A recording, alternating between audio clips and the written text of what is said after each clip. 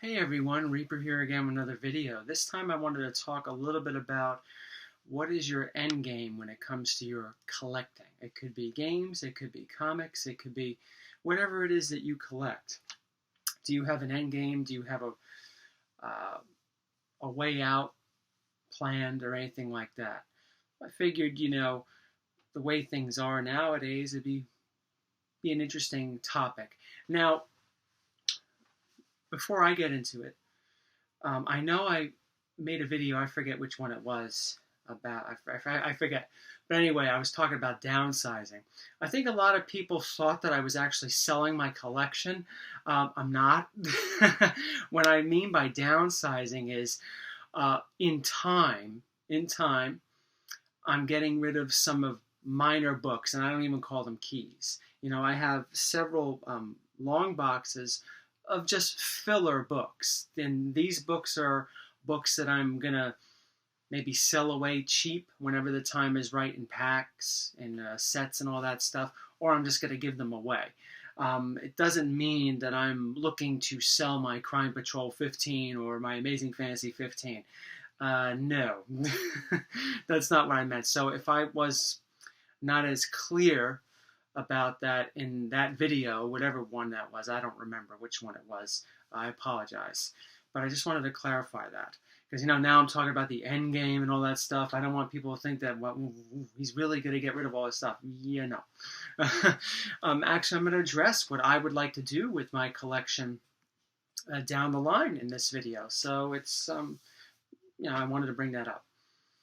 So I guess an exit plan, you know, I haven't really thought that. I mean, I've thought about it. I wouldn't be making this video if I didn't think about it. I wouldn't be talking about it. But pretty much right now, the very, very basic idea of what I'm going to do with whatever books that I decide to keep, and it's going to be a large amount. Make no mistake about that. I have about maybe 3,000 comics, which is a lot. I know a lot of people out there think that that's not a lot, or they like to collect. They like to collect. Well, look, that's you. That's not me. All right. God forbid if somebody else has a different opinion.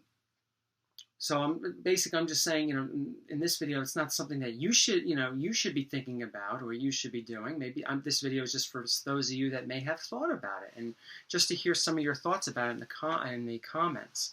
But like I was saying, I have about maybe 3,000 comics, and I probably would like to get rid of 2,000 of them. And the majority of that 2,000 books are filler books, like Spectacular Spider-Man 120 or whatever it is. Maximum Carnage sets. So that's what I'm talking about. Those sort of sets are the things that I will downsize, that I will eventually move. Those are things that I would like to move eventually when the time is right, way before what I consider putting my end game into motion. So when I do put my end game into motion, what is that? What does that look like? For me, it looks like just pretty much just giving my collection to my son at the moment. Just giving it to him.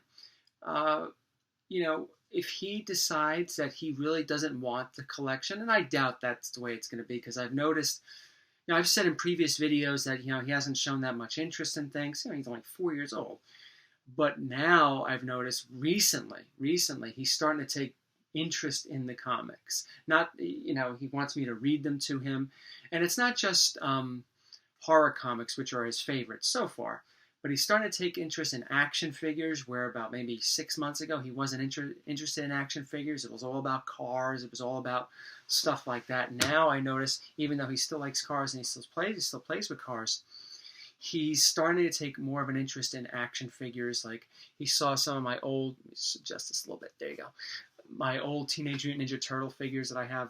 He really wants to play with them. He sees some of the figures in this room. I don't have many. I really don't. I sold a majority of my figure collection a long time ago. But he sees things around. Like, you see the Comic Book Man, which was a gift given to me about almost 20 years ago. Still works. There you go. But he's starting to take interest in those things. So I plan to give the books to him. I haven't really decided when, though. I'm thinking maybe I will give my collection to him when I'm 60. I don't want to give it to him when I'm this shriveled up prune on my deathbed. I'd rather give them to him when he's maybe at an age where he can enjoy them and has an idea of what he wants to do with them. Maybe 60 is right on the mark for him, or maybe a little too early. I don't know. It's, plans can change just like that.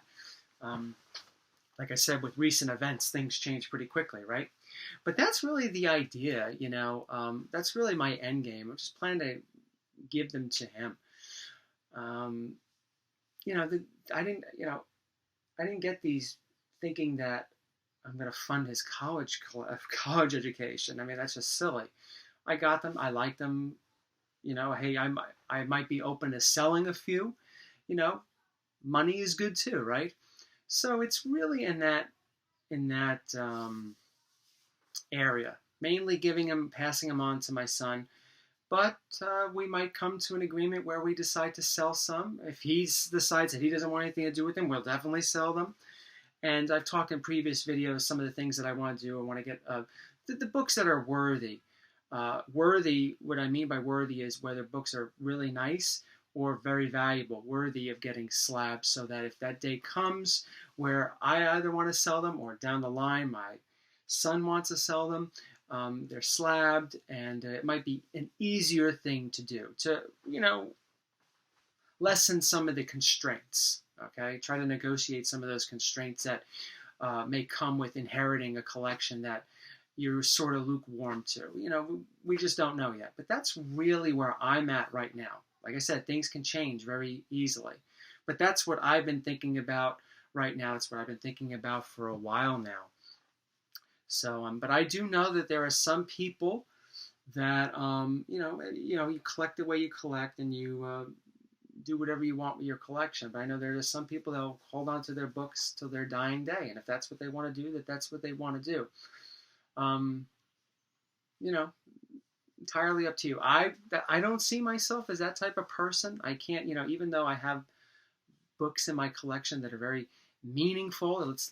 Let's move away from the value for just a moment. Meaningful. I don't see myself clutching to it, as I'm letting out my last few breaths. I just think that's for me. I just think that's silly.